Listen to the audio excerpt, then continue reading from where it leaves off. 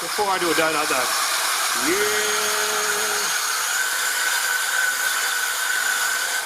What's up everyone, Steve here again from RC Tanks and Trucks 24/7 here with another pretty quick video. This is the TRAXXAS UDR and it's an awesome rig.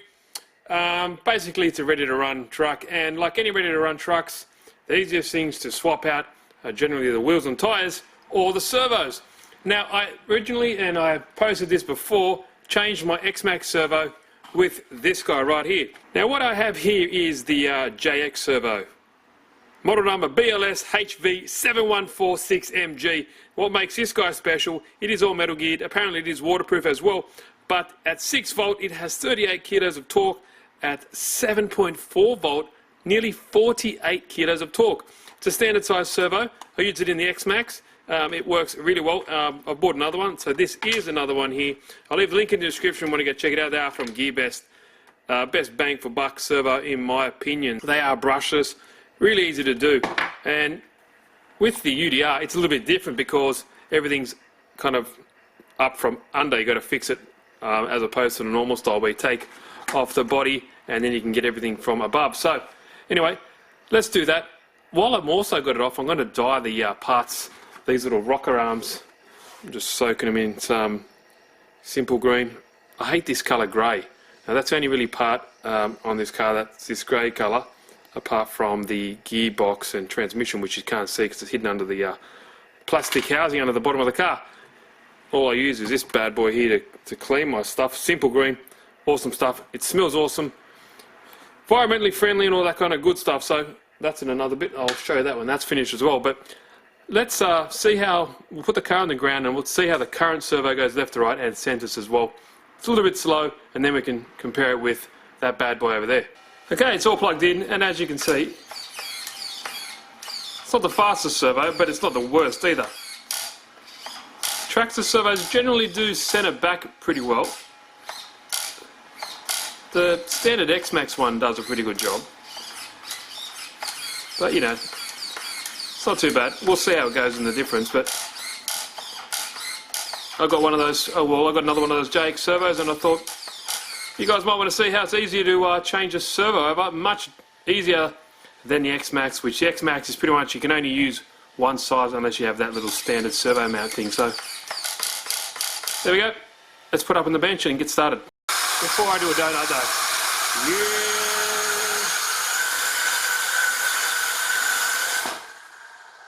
Enough mucking around. Okay, so the first part is really easy. You've got to remove this protective plastic shield that comes at the bottom, and like I mentioned in the beginning of the video, the TRAXXAS UDR is a bit different. You work from the bottom kind of downwards, except you normally work from the top. So I've already taken some of these screws out. Definitely need a power tool power drill for this. There's so many here. That one was a little bit harder to get out. Come on. Okay, total of 8 screws. Remove that. Oh, I forgot to mention, you've got to pull out that battery door. That's it. So once that's all done, there we go. Oh, looking a bit dirty in there. I went to town in a little dirt patch before, but there we go. Everything is dirty, but there is the servo. There is the culprit. Let's get him out of there. Okay, so there is a standard steering servo there. We've got 2 screws we need to undo there, and then the servo will come off with the mounts. You want to undo this particular screw here as well. So once you pull these mounts out, everything will be free in one hit. 1, 2, 3, and there you go. It's all free. Now what we need to do, you need to go to the receiver box and pull that cable out so we can put the new one in. Before we do that, here is the HV high voltage 46 kilo servo, and as you can see, it's exactly the same size, or same footprint. A little bit taller up here, but that's not going to be a problem. Let's get all that pulled out and get this guy in. Now there's a receiver box up there, and that is where we need to go.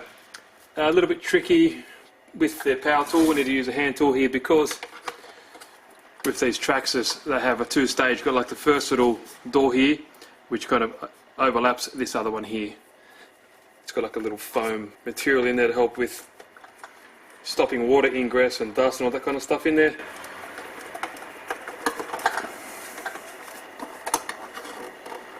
Hands are getting in the way, sorry about that. And look guys, you don't need to change a servo. I just had a few lying around and I thought maybe you guys would want to know. Well, some people don't really know how to. There we go there. That looks nice and clean, which as it should. Pop off the other cover, and there you go. There's that kind of like a little foam pad on both sides to help with the stopping water getting in. So now we want to get the servo out of there. Let's pull on it. You can see the wire just here. It's that one right there. So just follow that through. I want to make sure you don't damage this blue gasket, because yeah, if that goes wrong, then water can come in there. So generally the steering servo is always on channel 1, so pop it out of channel 1, and that should be free to go. Pull that out easily. And there is a lot of extra spots on there if you want to put up some LED lights and stuff like that. You can always just power them off your receiver. Come on, always one. Gentle persuasion. Pull that guy through. And once that's out, there we go. What we need to do is take off the servo from these mounts on the side. So there's 2 screws on either side, and also take off this steering horn. Now the steering horn might not work on my JX servo. Okay, awesome news. Servo mount fits. It's kind of like a unique servo mount. Kind of wraps around the bottom like a U shape there. It's got this little routing for the wire, which you need to make sure you follow. So once you put it back into the car, it sits nice and flush. Now I'm not sure, some other servos might not fit as easy as this one, but at least you know that if you want this one, it certainly does fit. Direct drop-in replacement for your TRAXXAS UDR servo. And obviously it's been used in other cars as well. So crank these down nicely, nice and tight. And also, good thing is, the stock servo horn fits on the spline that this JX servo has as well. And a good tip, make sure you put it in the right orientation as well, and make sure that your servo is centered before you put these on. Connect it all up, turn it on, and your servo's off kilter, and you need to do everything again. So that's that particular part. Now you want to feed the wire down into this little hole, easy as that, and then make sure everything's out of the way, then get the servo back in there, tighten those 2 screws, and that is the servo done. That's how easy it is. Nothing to it. But of course we also need to put the screw back in. Alright, there you can do that now before you do anything actually. Let you know that's one job less to do. I'm definitely going to probably change all these over to stainless steel screws. Lock this bad boy away. See, it looks better. That matches the black and aluminium matches the motor actually. There we go. So sits nice. Let's check when we put the top back on that everything sits nice and flush. Let's see why I wouldn't. Yeah, perfect. Awesome. I'll lock all these away. I'm not going to bother showing you that again. That's pretty boring. Lock all that away, and then flip it upside down. Then we can hook up to the receiver box again. And obviously we're putting it back into channel 1. A really important step here. You can fry some electronics if you put the positive and the negative the wrong way around. Normally receivers, if you look at them like this direction, on the right hand side is where the negative normally always comes out on. So just take a note before you turn everything on, just double check everything. That's it. So what we can do, but I want to make sure that everything works before I button everything up, which is always a good test. We have power.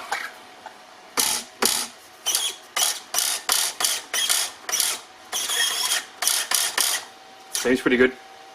Awesome. I'll button all that up now, and then we can put the back on the floor and see the difference. All right, here we have the JX in there.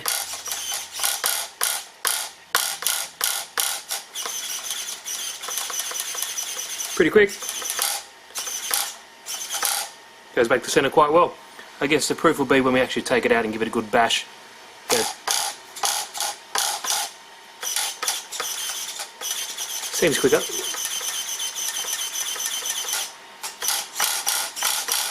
Sweet. Happy with that. Super easy, and you know that will take 20-25 minutes if you wanted to do that yourself. Sweet. Happy with that. Now I've done a whole video on how to dye stuff, but basically for these small parts it's easy. Especially this colour, black takes to very well. So all you need to do is you get whatever colour you like, but Rit dye black as a base. I'm pretty sure that's how you pronounce it. You don't have to put the part in there first, but I just put it in there to double check it's the right size. and you just put a bit in there. It's probably more than enough for these little amounts of parts. And you want to make sure it's a bit stirred around, so you can use a part that you are going to dye. Just stir it like that. There we go. And you want to make sure the parts are thoroughly clean. That's why I use this particular solvent, the simple green all-purpose cleaner. Make sure they're really clean. They're brand new, then you don't need to worry about it. Just chuck them in and nice and dry. And that's it. So we'll wait. Give it, well, with black it does ring the mallet. You can leave it in there until the water goes cold because it's black's black. But if it's a different kind of shade of colour, you might want to just every now and then check it with some prongs or something, so you don't have to keep touching it, the hot water. So just check it. If it's a shade that you like, take it out and let it dry. If not, put it back in again. But with black, you can just leave it in there. So I'll come back when it's been, you know, maybe 20 minutes or so, and we'll see how it looks. That should be more than enough, and we should, where is one of these parts? Obviously you can pour the solution out if you want. Now there's that. Let me just dry one of those off a little bit, and we'll see the differences. As you can see, massive difference now if I just dry it off. And here's a stock little cans on the back there, and that's exactly the same colour that they were. Focus! There we go.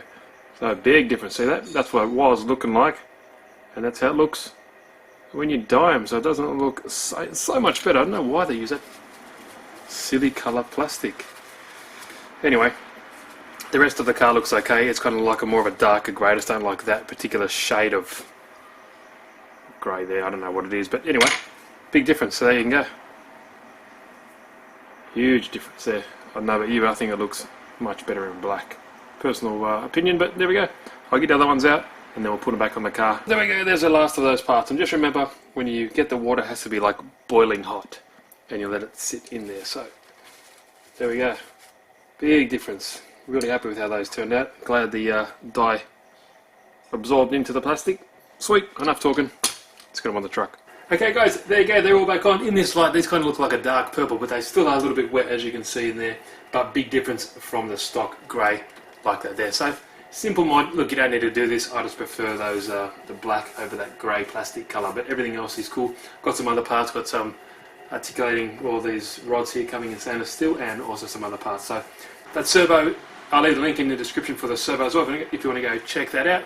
Great bang for buck, everything fits in there, no modifications needed, and the standard servo horn fits as well from TRAXXAS. Stay clear for that, or stay tuned for those videos, and also hope you enjoyed the installation of the servo. So any questions, please leave them down below, and if you like the video, give it a thumbs up and subscribe for more. Thanks guys, see you in the next video.